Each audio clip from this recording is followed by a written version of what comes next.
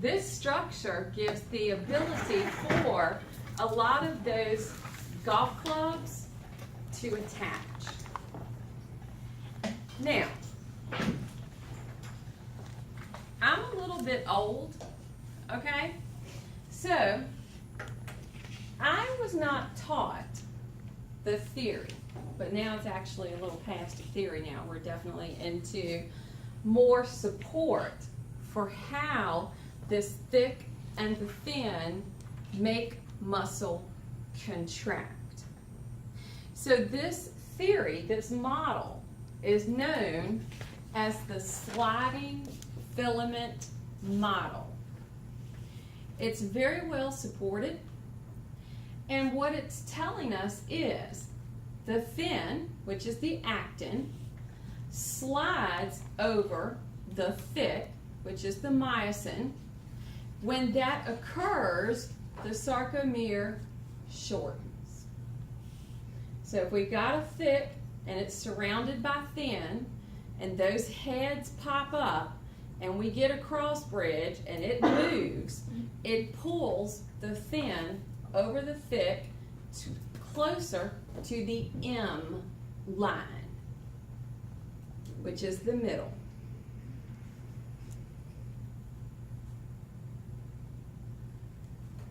Neither one of these proteins in any way, shape, or form changes their length. So if I have my thick and I have my thin and the contraction starts, they don't change their length, they stay their length. And the thin is pulled towards the midline. When that contraction is over, we need it to do this number, right? So if it went this way for the contraction, I need it to go this way for relaxation. Is that correct? All right.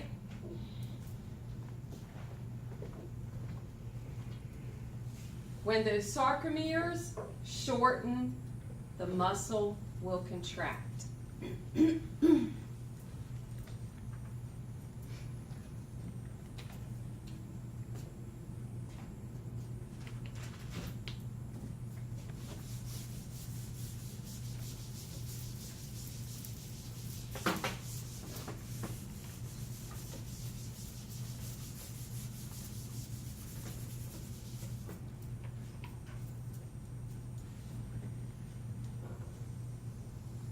Muscle fiber. Sarcomere, sarcomere, sarcomere, sarcomere, sarcomere, sarcomere, sarcomere. Everybody's with me at this point, right? We know we've got overlapping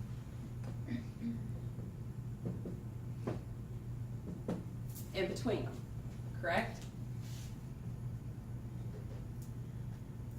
If this is my muscle, one of the things that I mentioned at the very beginning of talking about this, muscle, the skeletal muscle, because that's what we're talking about right now, is not going to contract without innervation.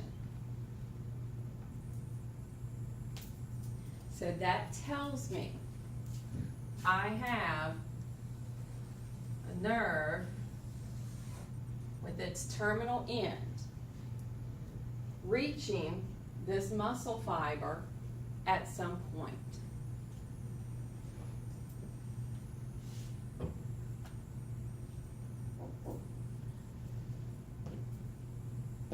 The key, because there's only one point where that terminal end is going to meet that one fiber. That terminal end doesn't meet the entire muscle cell. Do you see what I'm saying? There's only one point where they make contact. Yes, no, maybe? So my key now, here's the thing. If the sarcomere is the functional unit of the muscle fiber, still not getting I understand it? Okay, all right. So, how am I going to make this one shorten, this one shorten, this one shorten, this one shorten, this one, all the way down the entire length of that muscle fiber? They will respond to each other? Well, we haven't gotten there yet, but I'm glad your brain's thinking. Is everybody kind of following me? Because it's the muscle contraction is based upon what takes place in the sarcomere.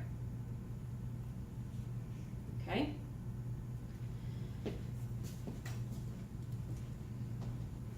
So if we can get a thin filament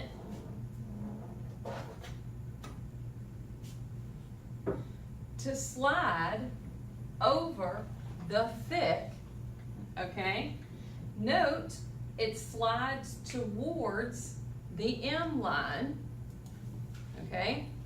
So it's moving this direction, and if I can get that to occur here, here, here, this sarcomere, that sarcomere, I'm gonna get muscle contraction.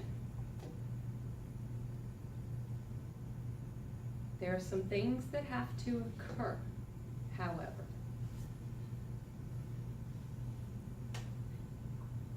Is everybody with me on what it takes for muscle contraction? All right. So if that sarcomere shortens, we'll get contraction.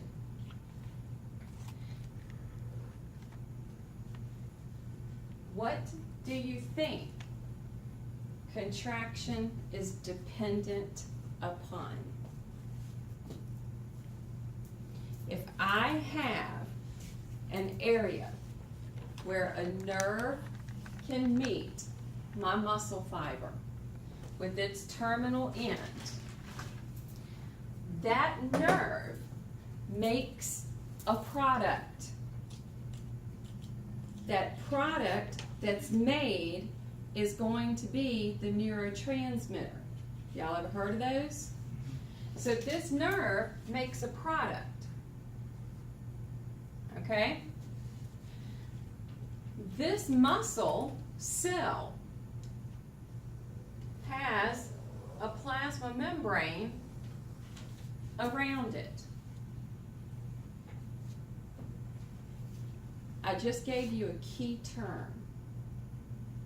What was the key term I just gave you? Plasma membrane. Man, what is embedded in the plasma membrane? Channels. So in that plasma membrane, we are going to have those channel proteins.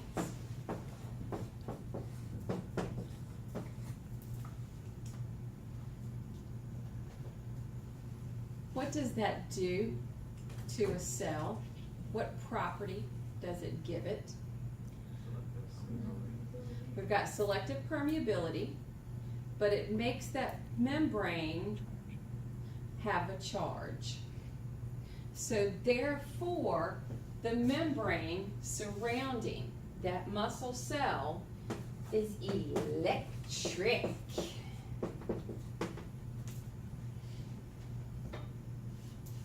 Does everybody remember that? So, this structure that we have is going to give that muscle cell electricity. So now that we understand the structure, what is the function? What is the physiology behind this?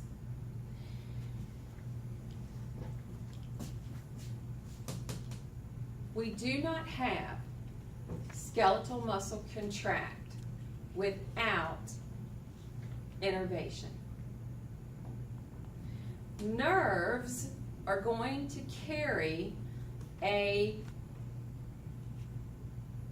action potential.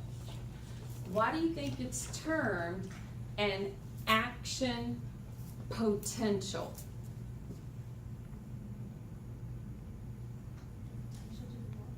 It has the potential to do work because muscles will be at rest and muscles will be at work. The setup of this muscle fiber that we have, okay, on the inside of that plasma membrane, the inside of that plasma membrane is more negative. Do you guys remember that about the plasma membrane? Outside, more positive. What gives the positive on the outside here? Sodium. Sodium.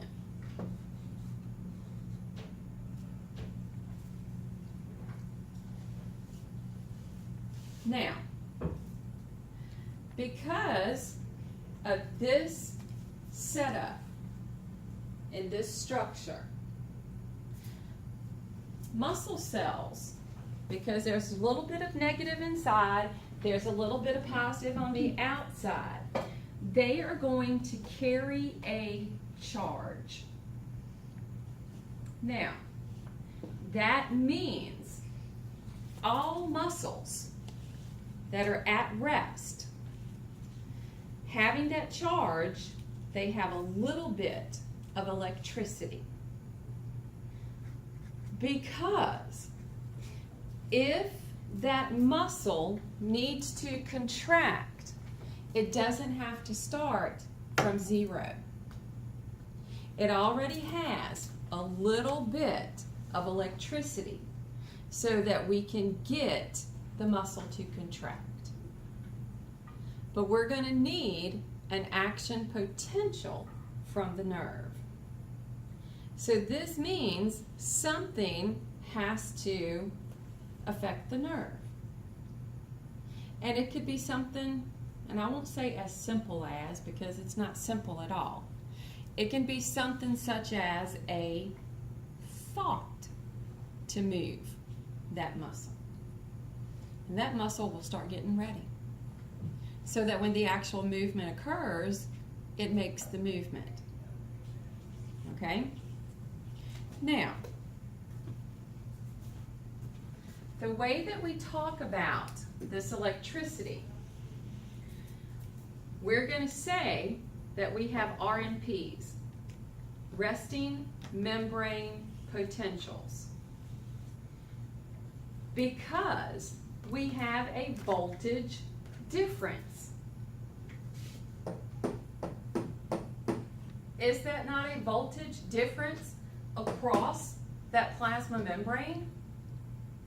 So, we see negative on the inside, we have positive on the outside.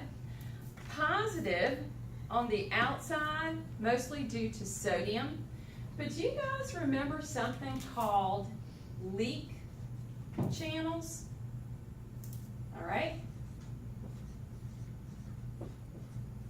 The leak channel, if you remember, just allow, for the most part, okay, because it's mostly permeable to potassium, just kind of lets potassium flow back and forth. Do you remember the leak channels? Is that the open gated? Right. They're just pretty much open all the time, and potassium gets to go boom, boom, boom, boom, boom, boom,